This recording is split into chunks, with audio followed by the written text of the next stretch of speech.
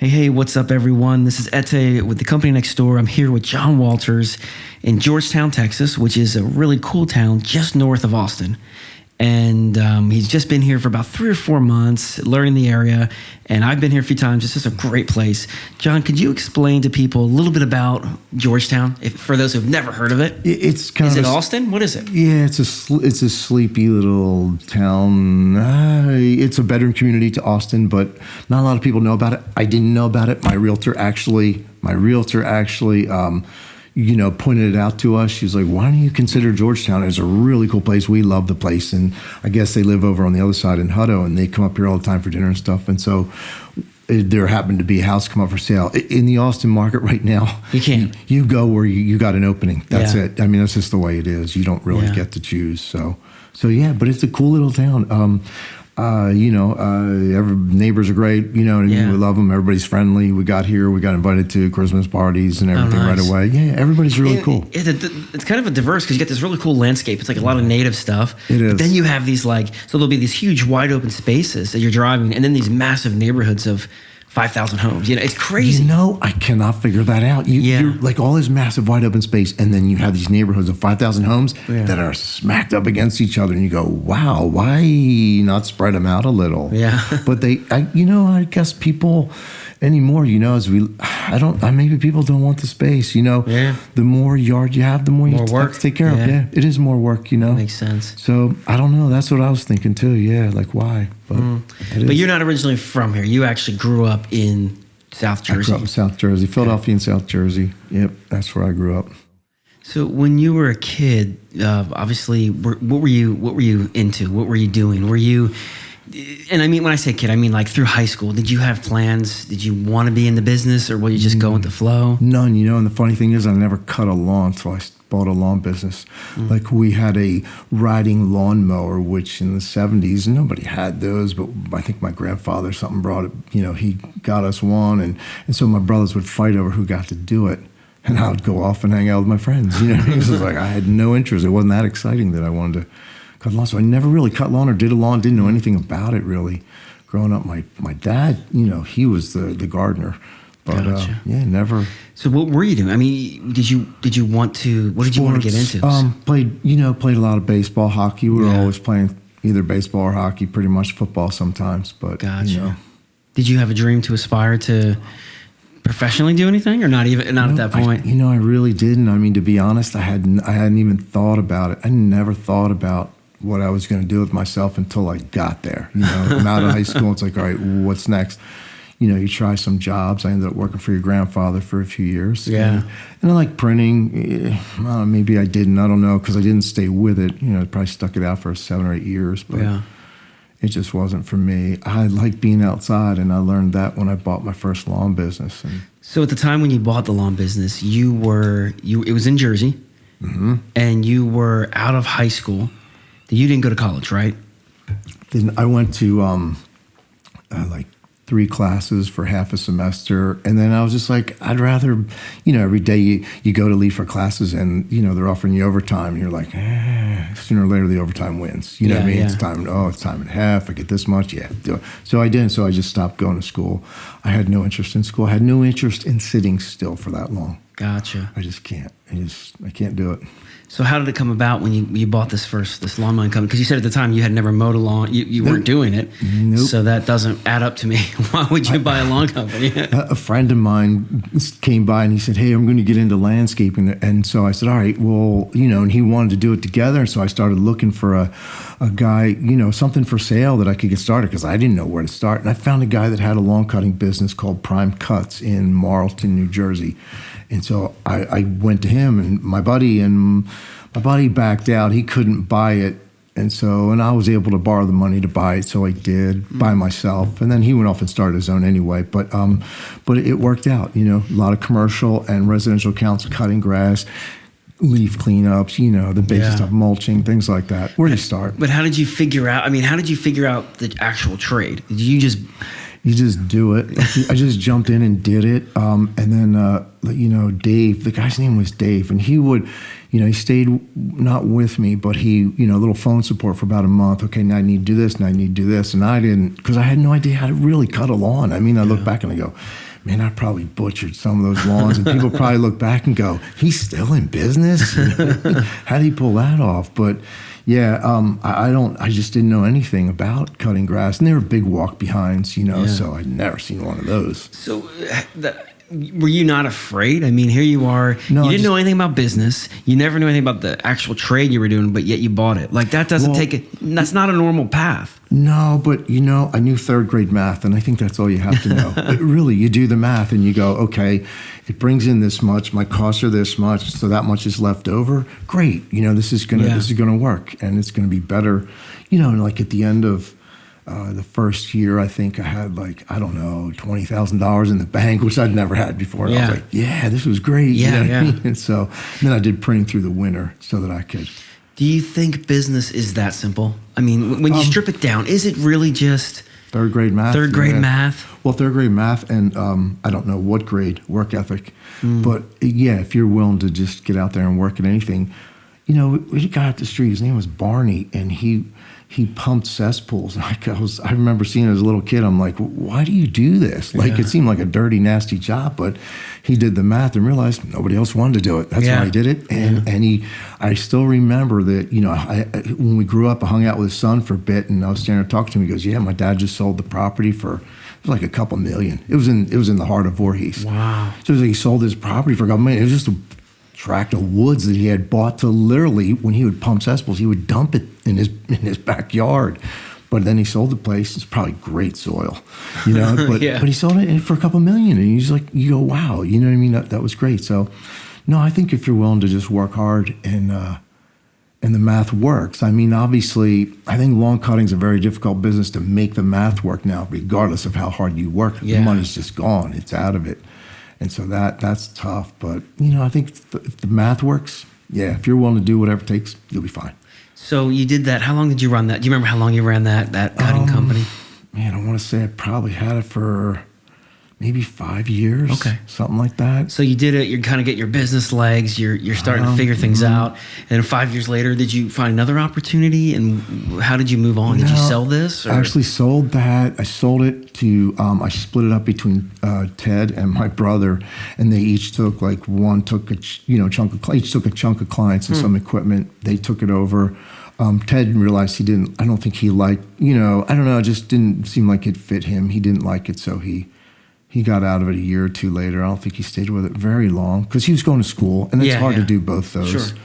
But my brother stayed with it. What did I do after that? I went out to Utah, and then I just took a couple-year hiatus and moved to Alaska because I really wanted to. I don't know. I just had this thing for Alaska. I just wanted to go there and live there. So I went up there, and I found a snow removal company that... In Alaska. Yeah. And you kind of, same idea. If the math is there, if I'm willing to put in the time, we can make it work. Yeah, if you can plow snow for 4 days and 4 nights without stopping, you can do it. Wow. It's like, and that's because that's how it was. Sometimes it would snow for 4 days and 4 nights. Yeah. And so it was you and a case of Mountain Dew. Wow. It's the only way you do it. So, but you get through it, and it was a good business. I liked it. Kept me busy in the winter too, and summers when you want your free time up there. So that worked, for a few years, and then I moved back to Utah. And what did I do after that? Then I started a cutting business again in Utah. Because you learned how to just start them up out of nothing after a while. You know what I mean? Yeah. And that was the cool part, was that I could roll into town and I could. I could just start something because I knew that much. Sure. So that's what I did. You know what I mean? Sure. Yeah. And that makes sense. I mean, that's the interesting thing about, as we tell the story, where it goes is you kind of have a history of that, just that moving and starting up and doing all the hard part. It's the part that's fun because I found that when I get it up and running, I get bored. You know what I mean? It's was a chef in Utah. I forget his name. Anyway, we used to talk about how we both had a career ADD. He liked to move around and do different restaurants in different markets. I like to, when I build a business, I can run it for a little while, but that's when it gets hard. And that's where, everything's changing now. And that's the part that you bring in. You know what I mean? That's what you do. That's what I watch you and I go, okay, how did he do that? All right, because you can do that, you know what I mean? And you do it well, I mean, because you automated and you offloaded a lot of the stuff that you could, you know, that wouldn't affect the level of service. And so that's the thing I never figured out or never tried. And so what John's referring to is, and we'll kind of end out there at somewhere in the show, but we've actually just launched a company here in the Georgetown area together as partners. So we'll get into that. But that's what, if you're confused with what he's talking about, where I'm more on that back side with the systems and he's more on the front side taking care of the day-to-day things. So when you were you married at the time when you were coming, Alaska to Utah? Was it just you? No, I was married. Okay, at the time. So you no had kids though. No kids. But you did have a family to take care of. I mean, there was that pressure. Yeah, you have that pressure. Once you get kids, then you really, like when you move somewhere and you start up a business, that's when the pressure's really on, because that's probably the hardest thing is when you go somewhere and you start, it takes a little bit of time. Well, that time, while that time's passing and you're getting there, like you can really kind of, for me, it affected me in a negative way. Like it really weighed on me because I've got these kids and, I love them. And I'm like, golly, what if I fail them? And, you start feeling that. You start getting anxious and worrying about things. I did. I really did. But, that does it makes you get out the door earlier. That's all. That's all it did for me. I just got out the door quicker each day. And, and it works. That makes sense. If you don't quit, you'll never fail at anything. You know what I mean? While you said that, what is your view on failure? I mean, what? The only way you can fail, I think, is quit. I don't think there's any other way to fail. I mean, unless you didn't do something basic right, like you didn't do the math right. You know what I mean? Gotcha. And you say you bought a business, you paid 3 times what you should have, and it only makes half of what it should. You know what I mean? Then, you're going to fail. But you know what I mean? Even then you go, well, you really aren't going to fail if you don't quit, because you can take a business like that. You could look at other services that you can offer those clients, and you can build another business wrapped around that client base, because you can always take a client base and do something with it. Right. You know what I mean? You can. Yeah, more services, more something. Yep. Once you build that client base, it's like you've got loyal followers who trust you because you're being good to them. Yep. And they'll generally, if you can solve a problem, they'll buy from you. They trust you. They know you, And even if it's, I don't know, the worst case scenario, better the devil you know than the devil you don't, but that was obviously never the case. I mean, people just look and they go, hey, I trust this guy or whoever. And so why do you think people are able to trust you so much? Like, what have you ever thought about that? Because I followed your career and you just go in here and build a network and the people, and then, well, we'll get to this, but then someone else comes out and buys it, and so much of it is just trust in John. It's Have you ever thought about why? Yeah, no, we did. I mean, Josh and I used to talk about this. It's you show up when you say you're going to show up. You do what you say you're going to do. You charge what you say you're going to charge. Yeah. Basically, honestly. We had a tree consultant come to Utah once, and he gave a talk, and he said, before he gave the talk, he said, I looked up some of your reviews to see where your problems were. And he goes, this is going to be easy. Show up when you say you're going to show up. Do what you say you're going to do. Charge what you say you're going to charge. Like, it's that easy. Honestly, if you do that, you know what I mean? People are going to trust you. Yeah. I mean, how many, think of internet service, anything. Like, I wrestle with a lot of things out here, like a lot of services. I go, wow, they're just not good services. And I've always seen that in life. And you go, what's the problem? Well, they just, I don't know what the problem is, but they don't seem to ever follow through. There's no execution. So how do you trust them? You know what I mean? Yeah, and I think that's something more frustrating than, I just feel like sometimes you don't deserve to be in business if you can't get back to people, And do you see out there right now, like 2021, do you think it's getting better? Are service companies doing a better job of replying to clients, customer service, or do you feel like it's, what are you thinking? I think it's been going down for a long time. It's becoming more detached. Companies have more and more firewalls now between themselves and the client. Distance there. You know what I mean? Yeah, it's like they don't want to talk to you. Like, get on the phone and call something. You'll get a robot. You talk to the robot. You answer the questions, right? And it does everything. It feels like it's doing everything it can to shake you off the call. Yeah. Want to spend the time on you. So that a human doesn't have to talk to you. So that it doesn't cost, because then that drives cost up, right? Every time a human gets on the phone with you, they're paying that person. Exactly. So it gets rid of that. That's what it feels like sometimes. You go, man, are they just trying to get rid of me in this call? Yeah. And I think they are. And I like what you said. I mean, I think it is that basic. You just show up. You show up when you say you're going to show up. Do what you're going to do, and talk to people, and then you're winning. Yeah, I mean, you just talk to people. They go, "Wow, this is great." You know what I mean? It really is. Like, it's a big deal now. You know what I mean? Do you like that part of the business? Do you like talking to people? I mean, some guys, they don't. Everyone has their own spot. You know, what's kind of the place in running your own companies that you like to be? It's my preference. It really is my preference. I mean, I would rather talk to people. I'd rather go out, meet them. You know, explain what we do, and you know what I mean? You can feel their not satisfaction was wrong, but you can feel their response, their excitement. Like they get excited, oh, good, really? Okay, so you're gonna do, oh, awesome. You know what I mean? Yeah, there's like a connection made. Yeah. And it usually, I feel like when you do that, it lasts, right? I mean, it does. One of the things you're known for is maintaining clients.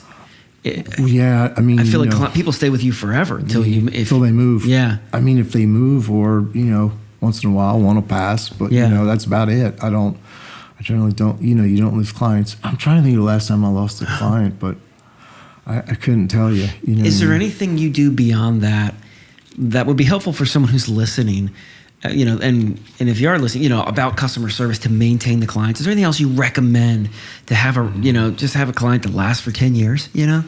No, I mean, I'm trying to think of how I'm trying to think back real quick here. Yeah. How I do, but I don't think I do anything. Just, you know, I mean, to some degree, you're trying to think of the service you're providing from their side. So I try to put myself in their shoes, whatever I'm doing. If I need to do this, I need to do that. Okay, well, what would I want? Well, I'd want to call on that if it was going to cost me more, you know, things like that. Yeah. I see landscapers, sometimes I'd refer them, and then I had to stop because they'll give a price for a job. Maybe it's $2,500 to change the color out, and then the woman will get a bill for $3,800, and she'll be like, "Well, you said $25. Well, I thought you needed more color here and here." Yeah. Well, that's great, but you should call me. Right. Yeah. But I see guys do that sometimes, and I go, man, you know. So I try to put myself in their shoes. That's all. I think that's try awesome. to look at it from their side. You know. Yeah. I think that's great advice. I think that is great advice. Sometimes it's all about us and not enough about the client, the customer. Yeah. Cool. I'd probably do that too much. I probably do more than I should, but I do. So you were in Alaska doing the snow plowing. You're back in Utah. You said you were doing, at this time, another mowing, a cutting business? Cutting business, okay. Yeah. I had a full-time job, cutting business.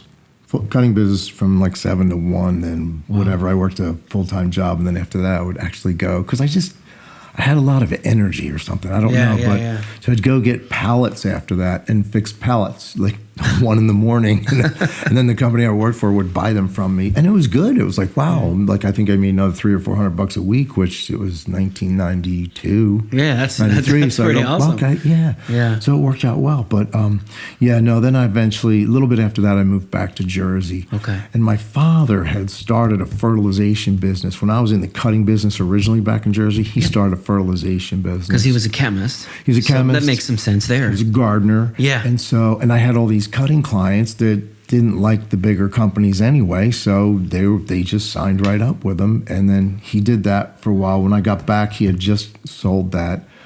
And then when I got back, I said, you know, I want to do that this time. So I did cutting and fertilization, and then it wasn't long at all before I sold the cutting. It was probably 6 months I got out of the cutting. And why did you make that call? What was it that you saw that you said?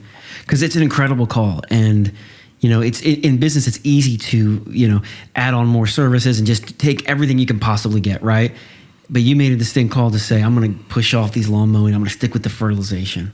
Because there's more respect. There just seemed to be more respect. People just didn't seem to have respect when you were cutting the lawn. For some reason, it was like they were, I don't know, you felt like they were. Yeah, because everybody can do it. Any boy, any girl. They have no respect for you. Like when you do that, like you don't have the respect. I don't want to say they're disrespectful because they're not, but they see you as maybe here. And then when you're doing plant health care, you're doing lawns, like, you know, you're stepping up. It's like, you know, the arborist. That's what I say. The arborist is at the top of the food chain in our industry because everybody thinks, he knows trees. He's the guy. You know what I mean? And sometimes it's true, sometimes it's not. But, right. But yeah, that was one of the things I noticed is when I fertilized for people, there seemed to be they talked to me more as an equal. Interesting. Or as someone who knew, you know, as someone they could get advice from. Whereas with cutting, they didn't, you know, they just saw that as straight labor and that's it. And so it was saving them time in the yard. That's all. I didn't have any skill set. Was there any financial benefit to that call as well? Like, Yeah. did you see anything on paper that you're like, back to the math? The Was there math. any simple math that made sense? Margins are better. Okay. Labor's easier, less moving parts. You know what I mean? Mowers break all the time. You know, pulleys, trannies, belts, they go. You run through wet grass. They start, they start grinding and they don't move. It's that kind of thing. So yeah, there was just a whole lot less repairs, just a whole lot less headache in the fertilization, and the margins were better. But again, you couldn't just go out. It wasn't just work. You couldn't just go out and do work. You had to know. Now you have to understand plant physiology, how it works, how it takes up nutrients, things like that. So there's a little more to knowledge. Was this your first time then getting into that side of it? Because I know how much you love the science side. So up until now, it was more. It was labor. Yeah, it was labor, the cutting, and hustle. Yeah, I sold hustle because I got out hustle. Yeah, but now it turned into something, plant health. It turned into science and biology. Right. Did that excite you, or was it? Because that's a whole other thing you have to now learn. That's a whole other learning curve. Yeah, because you know what I liked about it is it. When I did that, I also did. I was a datacom engineer back in Philly for a while, and that was always changing. I always had to learn new things. But with this, it was like the plant really doesn't change much. So once you got your head around it, well, then you keep up with products and new techniques. Sure. But the plant stays the same. So it was a little more static, and it was like you could become an expert, I guess, at it. And I started noticing that people would. People always came to me with questions. Hey, here, I got this shrub or that ornamental or this grass I'm having problems with. Like at work. That's okay. Oh, That's sorry. okay. We'll cut that So out. at work, they would do that. They'd come up to me and say, hey, tell me about this or tell me about that. And you go, wow, this is really like, I don't know, back to the respect thing. But I like the idea of learning. I like the idea of growing, of understanding something that basically everybody needs. I mean, not that you're going to be the life of the party, but you go to a party and everybody's going to have questions about the trees. They do. Yeah, You know what I mean? They go, oh, you're an arborist? Oh, I got a tree. It's like the doctor at the party, right? Yeah. I got a pain back here, doc. Can you tell me what it is? Right. So you're that guy. And you go, okay, I like that. I like knowing stuff, So then at that point, you decide, I'm going to get rid of this side of it. I'm going to make the jump. I'm going to do this. And now I've got to learn all of this, starting from scratch, really. And lawn care is complicated. Now, you don't use all the knowledge that you have, unfortunately, in the business. You don't get the chance. Did it pay off? Was it like a year or two fast forward? Were you happy that you had made that decision, or was it regretted? No, I was glad I did it because, like I say, it's easier. So I could go out myself or with you. When you were coming with me, it was just the two of us. We could do a lot more work in a day. And so that was working out, a couple of years later. And then when I eventually moved to Houston, I had something that was a little bit easier to sell. Like somebody wanted that more than they would want a cutting business. Sure. And I noticed that, and I was like, you started seeing value there too. Yeah, there's just more value in it. It's almost like you're slowly kind of step by step, and you're starting to find out where the value is and where I don't want to be. Yeah, it was a process though for me. You know what I mean? Unfortunately, I started late. I'm a late bloomer. But you know what I mean? You did. I started late, and so I won't reap all the benefits of it, but it's been a very fulfilling journey so far. You know what I mean? I'm grateful. So you brought up something because I've never had a chance to talk about this. So John, so people on the show don't really know too much about what I do. I kind of keep that. They know I have a lawn care companies or whatever, but I don't go too much. It's not about me.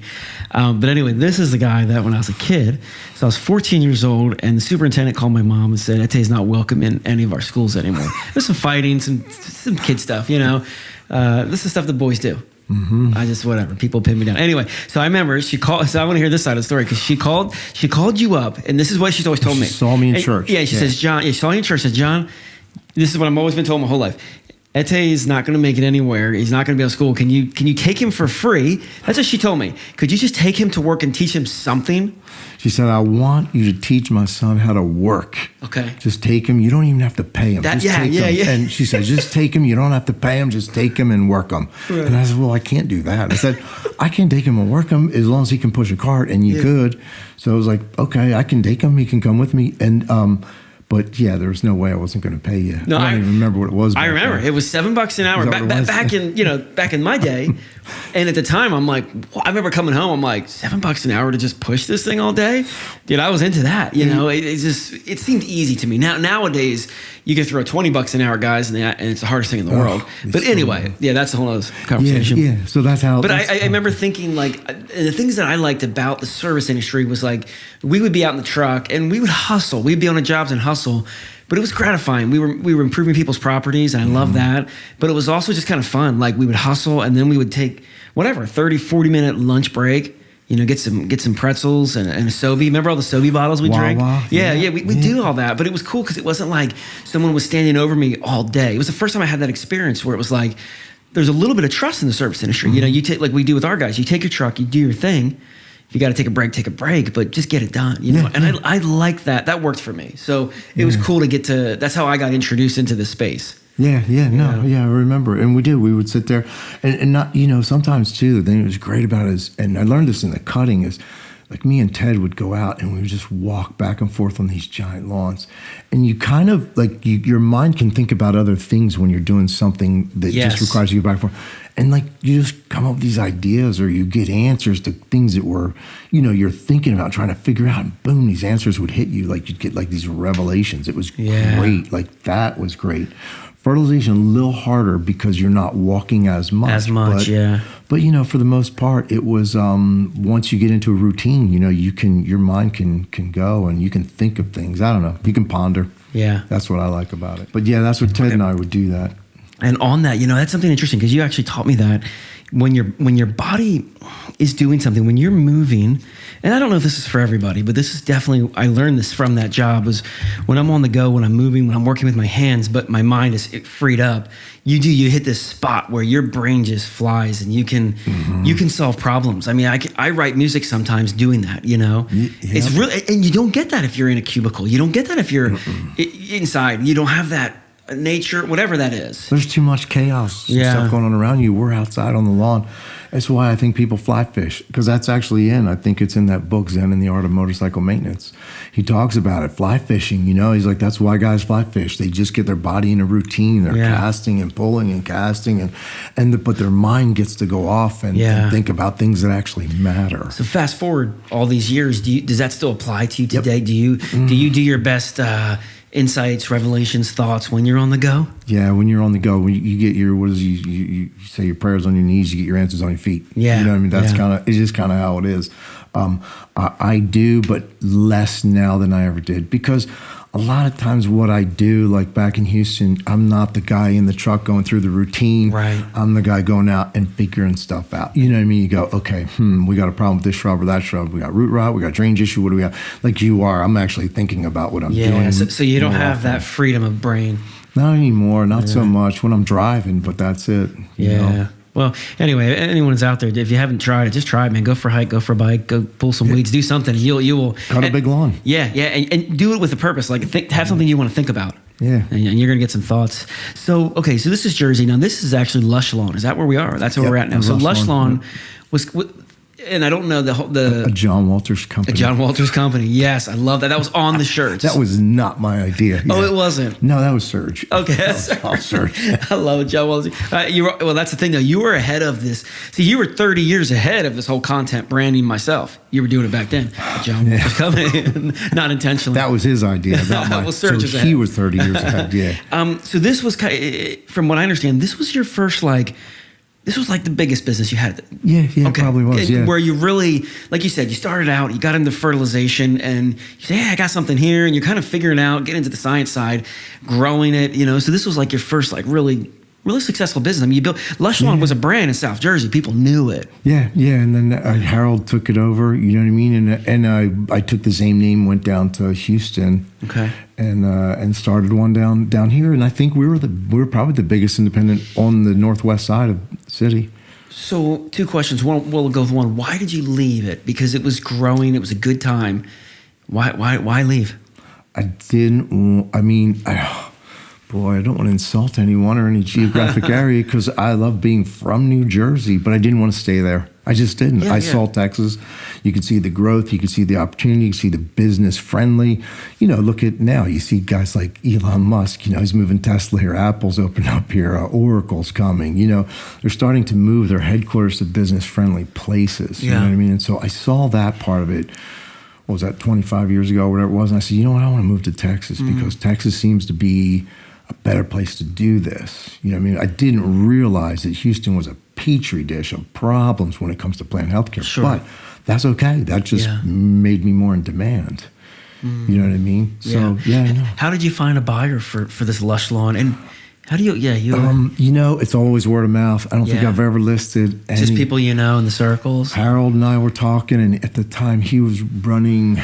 Was he in the union? He was in the union, so he's a pipeliner. So he's building gas pipelines, going across states and counties. And so he would have to get up at 4:30 in the morning, drive 2 hours, get to work at 6:30, do a 10 or 12-hour shift, get home by 8, 9 o'clock that night, go to bed, do it again the next day. And even when he got laid off, like you go, oh, great, you have time. I still remember his union boss was like, his name was Sal. And he was like, don't go anywhere. Like even when he had days, okay, you're not working next week, but don't go anywhere. Well, wait a second. Either I'm working or I'm not. Are you paying me? Yeah. No. Oh, no. Yeah. And so he was like, this is not right. I just can't stand this. And then he had a Toyota, so they made him park it across the street because it wasn't an American car, right? And he just was getting tired of that mentality. And he said, I can't do this. So he was like, tell me about what you do. And you know what I mean? I went over and he was like, yeah, I can do that. And then he bought it. As I was getting ready to leave, and I think he hired you, right? You and Carol. Yeah, which is funny because he did the same thing you did as far as he didn't know a thing about the industry. Right, he didn't. But he just really believed in you and what you had built, and he signed on. Yeah, he did. That's interesting. And we're about to see that trend happen again. So then you go down to Houston and you take Lush Lawn with you. Yeah, I brought Lush Lawn with me. Okay. And at this point, you had 4 kids? I had 2 kids. Okay. And 2 more were going to come in Houston. Okay. So we're going to end up with 2 more. Gotcha. Over the next 3 or 4 years, we're going to adopt Miranda and Josh. Yeah. But so I had 2 kids, and they're 2 girls. And so you always, as a dad, you always feel like, with girls, I don't know how it is with you. Girls, you feel like you have to do more for them. You have to protect them. You have to create more. Man. You know what I mean? You're like, no, I have to make the world perfect for them, so they don't hurt their foot walking through it. You know what I mean? That kind of thing. You're like, So I really felt the pressure and went down there, and I actually I bought a cutting guy out again because I've never been able to go somewhere and find a guy that was selling fertilization accounts. Gotcha. I just can never find that. So I found a guy selling his cutting accounts, grabbed it, got into it, and I was like, whoa, this is not what I want to do. Yeah. So I just started offering the fertilization service, and I had a few guys start referring me, and so I started that way. And that was when I really figured out this is how to do it. So you feel like that was where you really got your best business model? Like, did you feel like that was kind of where you're like, I got it, now it's clicking? Yeah, it started making sense, and really not just making sense, but it was like growing, like, wow, it's growing fast. Like, I'm at 500,000 already, you know what I mean? Yeah. And I was like, well, I'd never seen numbers like that before, Right. You know what I mean? And then everything was coming to me. I didn't pay anything for marketing. No phone book ads, nothing. Everybody was just calling. I didn't even have my phone number on my trucks. People would just call me because that's crazy. It was so difficult to do in Houston, and still is, that nobody knew anybody that really knew how to do it. And I didn't either, but I had to figure it out fast. Yeah. Well, you get your resources, right? You line up with guys that know their stuff. You figure out who knows their stuff down there. And you keep their number in your pocket so you can call them and say, hey, I got this problem with this. If I can't figure it out, I call them. You just need resources. You don't have to know everything. You just have to know how to figure everything out, how to find everything. You know what I mean? I love it. Yeah. That's what I did. But that was what we did in Houston. So when you go to a new area, is that kind of the first thought that you have? Is I'm going to show up and get build my resources? Build a network. I like to. Yeah, so normally what I would do is, like right now, if we weren't doing it the way we're doing it, I'd be on the phone cold calling landscapers right now saying, hey, do you guys do your own spraying? If they said, yeah, I said, do you sub it out? Do you have it in-house? Oh, we have it in-house. Okay, never mind it. But if they don't, then I say, what do you do with your clients? Yeah. Where do you tell them to go? Yeah. Because I'm here. This is what I do. And then I try to get them to come to lunch. You know what I mean? I just meet them for lunch. Meet them for 10 minutes. I don't care. Usually if you can meet and talk to somebody, then you feel like, okay, I can refer this guy. Sure. You know what I mean? You get a feeling from somebody, you get their energy. So I would just do that. And then, I'd start finding them. And if you're out, once you start fertilizing, just being out there, someone will come to you. Yep. Someone will come across your path. Like it was like that in Utah, Russ, and up in Park City. Yeah. Guys would just come up to you. Hey, you do trees? You know what I mean? Yeah. Great. Can you do mine? Here's my clients. And they'll start throwing you clients. And, you never have to. I guess I like that way because there's no upfront cost, except you have to be able to survive for a couple of years till you get it built up. And that is the hard part. Yeah. But I love that. I love what you said about resources. I think that you don't have to know everything. You just have to know where to find it. And I think that's really valuable because you can't know everything. There's not enough time to learn business, to trade and all that, but you got to know what you need to know and have the right people. Yeah. I love that. And now it's getting more complicated. It's getting tougher because... It's changed, yeah. Well, it used to be that even a guy that advertised, you could just throw an ad in the phone book. Right. And you were done. That was your marketing plan and it was enough. Right. Now it's not. Now you've got, Instagram and you go, I don't know anything about it. Do these things, It's a whole nother career you have to add on top of the one you already got. It really is. And you can't just throw a Google ad up and it works. Because everyone's doing it. Yep, everybody can do that. So it's a whole, I hear you on that. Yep. So when you left Houston, you were there for about 5 years or so, or? I think it was about 5 years. Yeah, I was there about 5 years. And this must have been an exciting time because you said you hadn't seen growth like this. I hadn't seen growth like that. It was exciting. The business was great. You had solved this problem where people were just struggling with the lawns there, and then you leave. You go up to Park City. Mm-hmm. Did you sell the company in Houston again? I did. There was a company here that wanted to buy it, and I was like, I wasn't ready to sell it. I was like, nah, I'm going to keep it for a few more years. They approached you? They approached me. And then he was just a guy. They were just looking for a service company to buy. And then so eventually they bought me out, and I went up to, and it was kind of by default. They had bought this cutting guy, and I guess he had hoodwinked them or something. Like he had like a 10% profit margin, and it turns out that 8.25 of that 10%, which is most of it, was the sales tax he wasn't reporting and paying.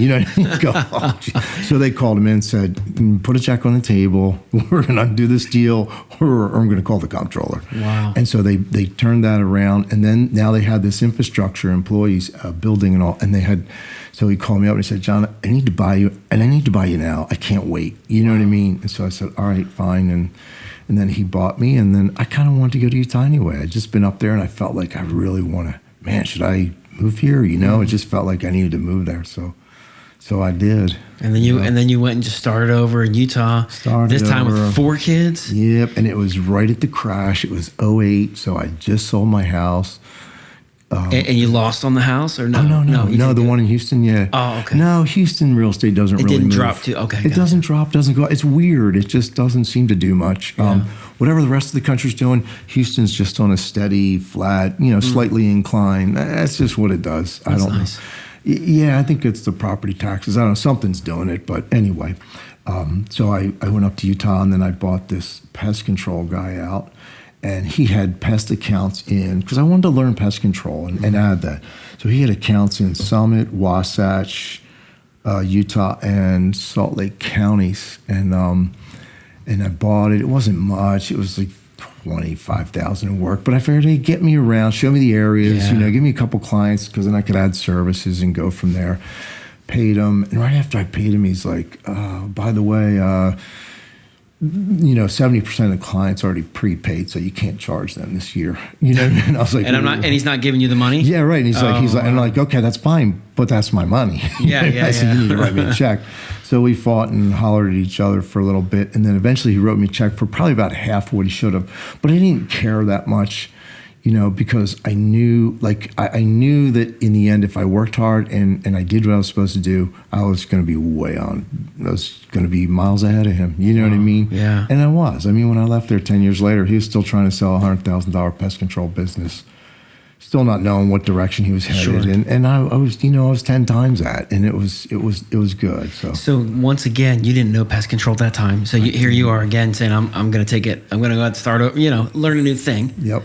And then with the clients, I feel like you once told me there were some things you learned in that lesson, which was you learned where you didn't want to be. Was this the company? Yep. And that's how you discovered Park City, Heber Valley.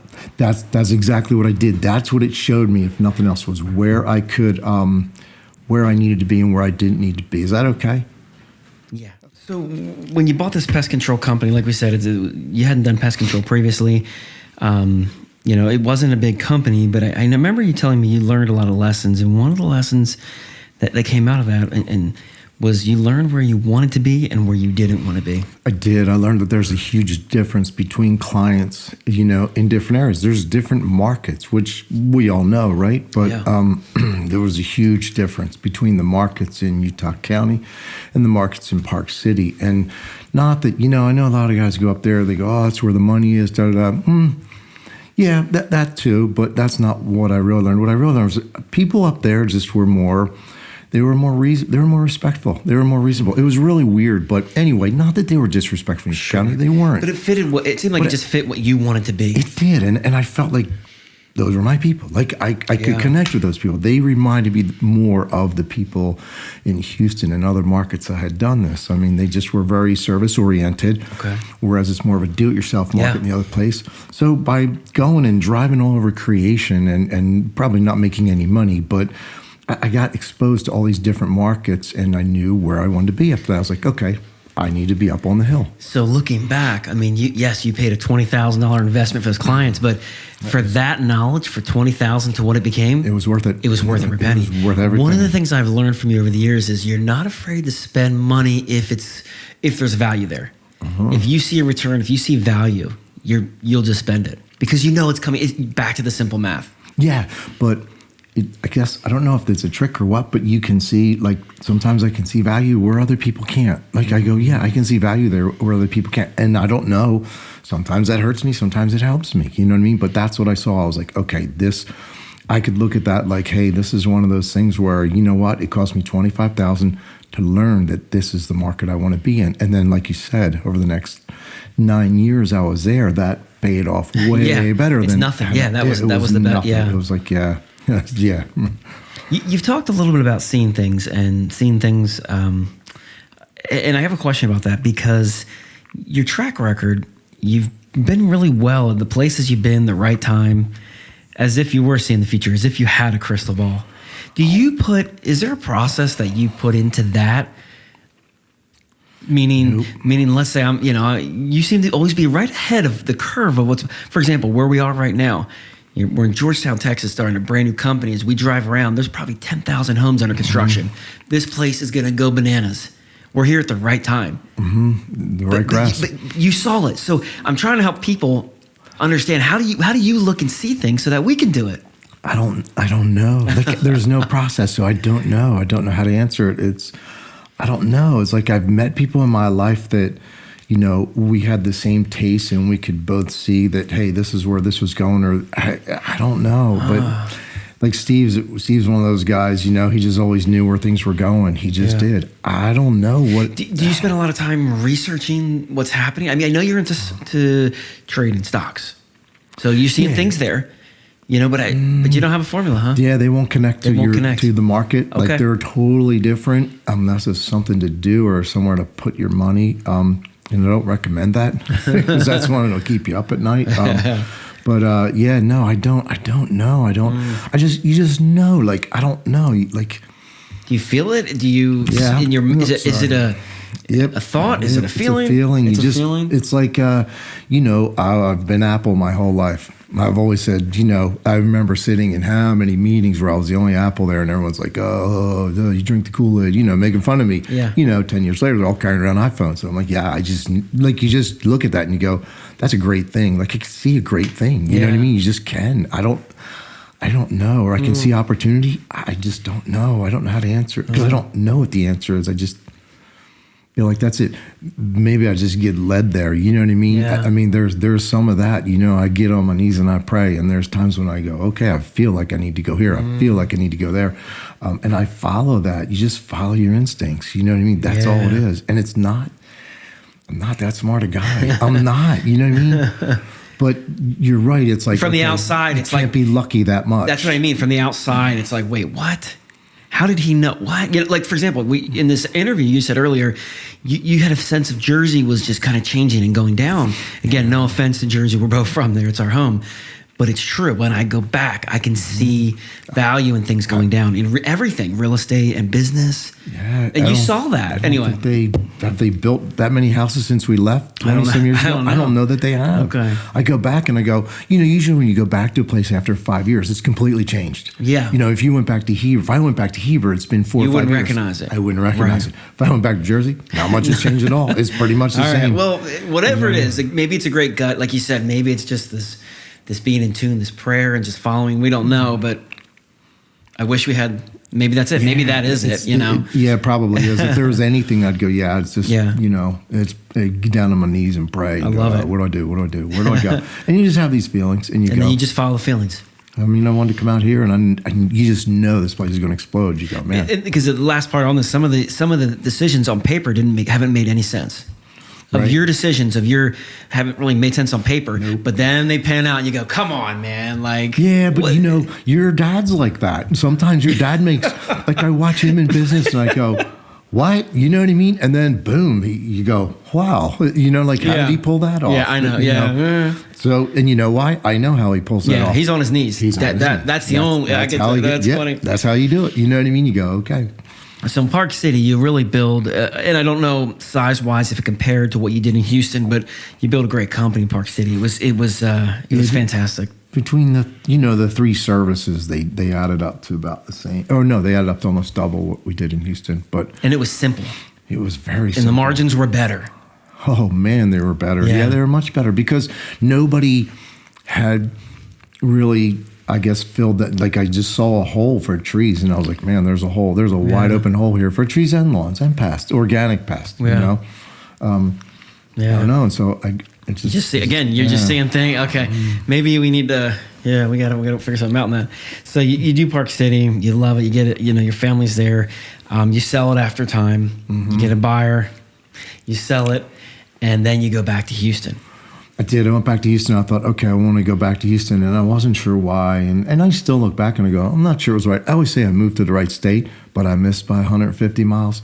I don't know why I didn't come back here. Yeah. I don't, but I didn't. I went there, started up again. It grew.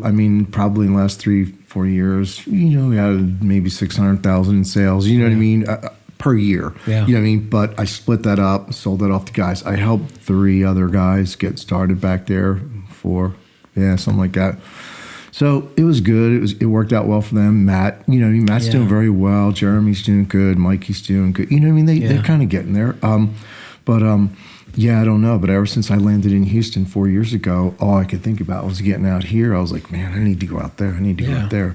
And then the more I did lawns, the more I thought, 15, 20 years ago when I first got to Houston originally, I just always was like, man, if I could just do Bermuda, just Bermuda and Georgia. I can't stand this St. Augustine stuff. Yeah. But because it doesn't behave. But so this time around, I was like, you know what? Let's just go do the Bermuda thing. You and I got talking. I was like, let's do it. And everybody I told to, it's funny because I go, I don't know if it's a good idea or bad, but everybody I tell to in the industry loves the idea. Yeah. Like, holy cow, that's good. And we've had clients, really? We've had people hit us up, say, that's a great idea. I really like what you're doing. Okay, cool. And that was a gutsy idea. Sure. In lawn care, nobody does that. It's if you're in fertilization business, by the way, you just treat lawns in the area. You're just trying to take in revenue.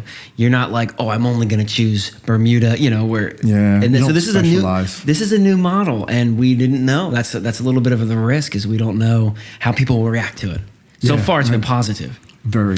One really important thing I forgot that I got to get back to is a lot of the situations when you started businesses, you had people like myself come in and partner with you. So, you kind of created this business model.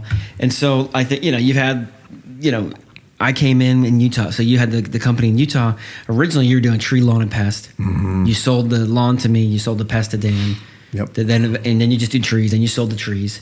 And now you're doing that in Houston, right? You have all these different things. You're selling some to this guy, some to this guy. Yeah, we're splitting up a little bit. My brother's taking over the turf and shrub and a little bit of the tree.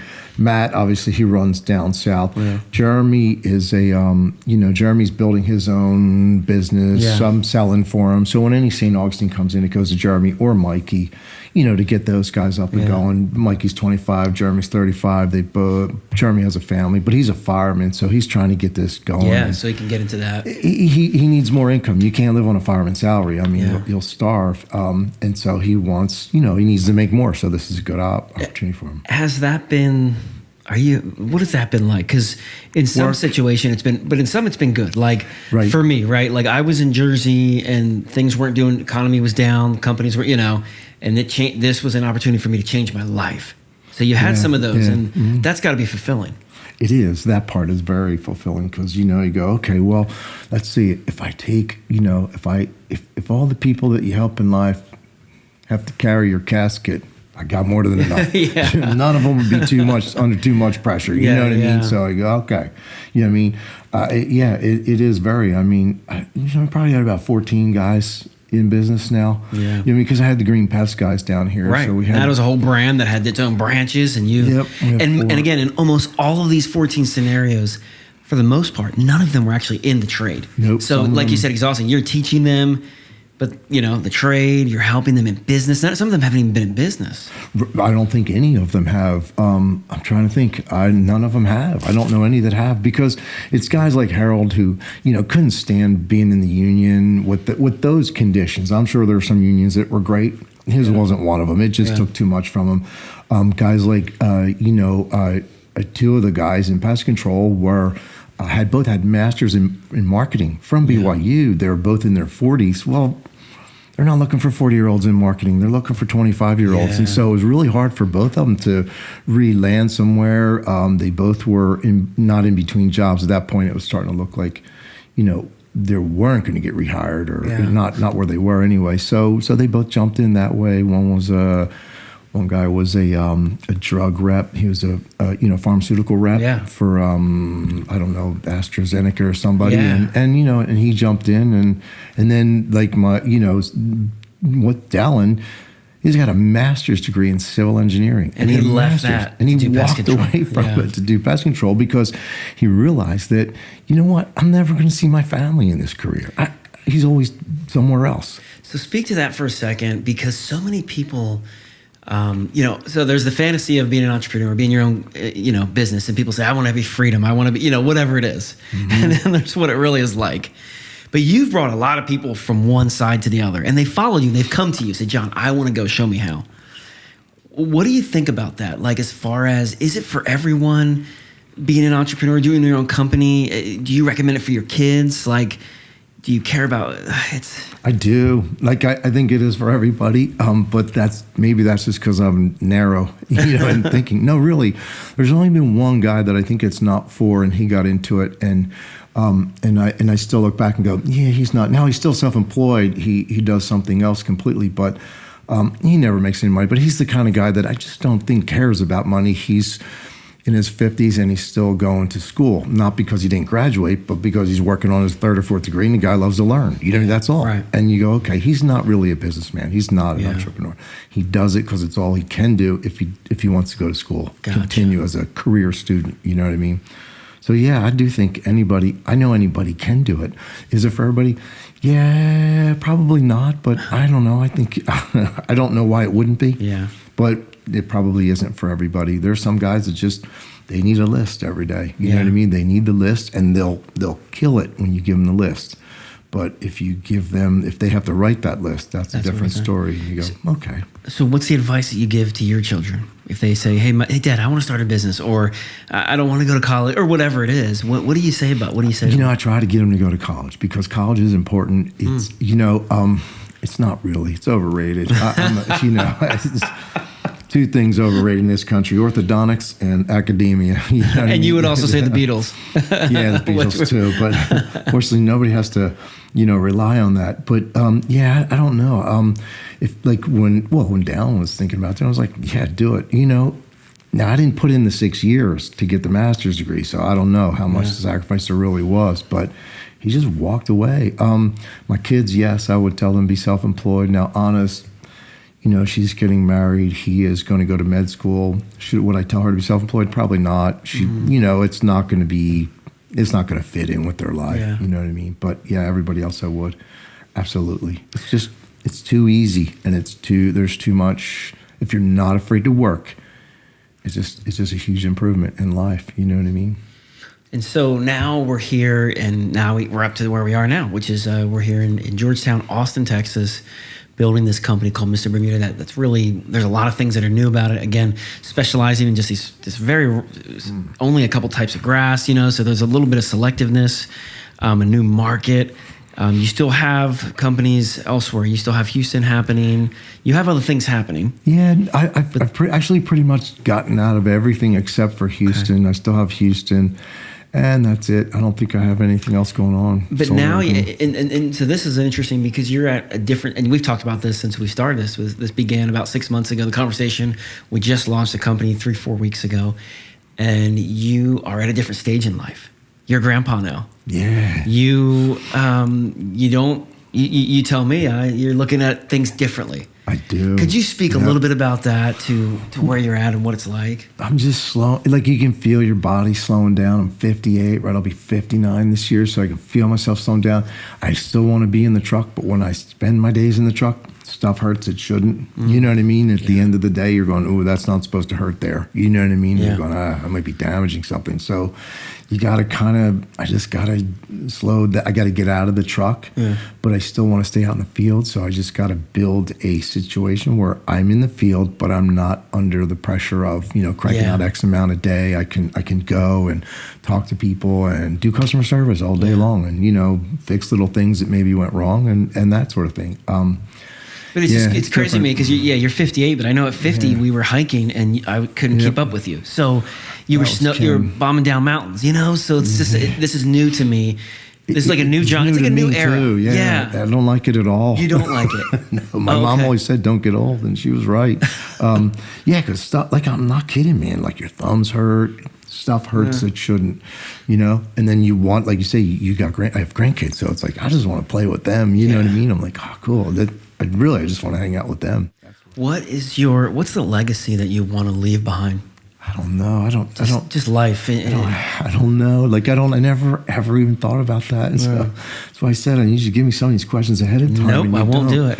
I don't know because I never thought about. Has anything come to mind as we talk about kind of the thing that I helped a bunch of guys? That's good enough. Like that's like I said, if you get everybody, at my funeral, if everybody that I helped get in business carries my casket, then it'll be a pretty light load. That's what I want. What has been, what to you has been some of the most important things that you've done? Like had the most weight where you felt like you're saying, and I think this is kind of the same thing, but in life, you mean, or in business? Yeah, just help guys. I mean, besides family, right? Your family always comes first, so it's always be an example.